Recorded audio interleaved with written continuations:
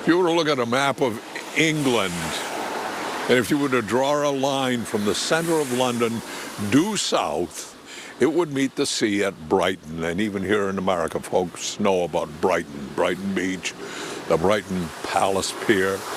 Countless British movies and television shows have taken place in Brighton Beach. It is and has been the holiday destination for millions of English families. But do you know why Brighton Beach became famous? And did you know that the reason for that fame has a direct connection with this New Hampshire town? This town is, by the way, can you read it?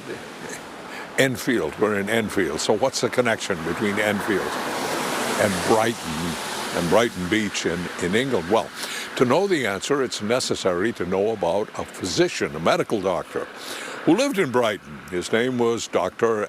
Anthony Rellan, R-E-L-H-A-N. Dr. Rellan had been educated at Trinity College in Dublin, Ireland, graduated in 1743. A dozen years later, he was the president of the King and Queen's College of Physicians there. But he had a quarrel with members of the college, ended up having a snit and moving to England and setting up a practice in Brighton, which, by the way, at that time was called Brighthelmstone. Not Brighton, but Brighthelmstone. Good doctor was fond of bathing in the ocean, found it bracing. And soon he was treating his patients by having them bathe in the cold water. Also, he liked mineral water. It was curative. He gave lectures on his opinions at the College of Physicians in London, and the lectures were published, and they were a sensation. And soon, thousands of wealthy Londoners were moving down to Brighton and Brighton Beach to bathe in the ocean and take the waters.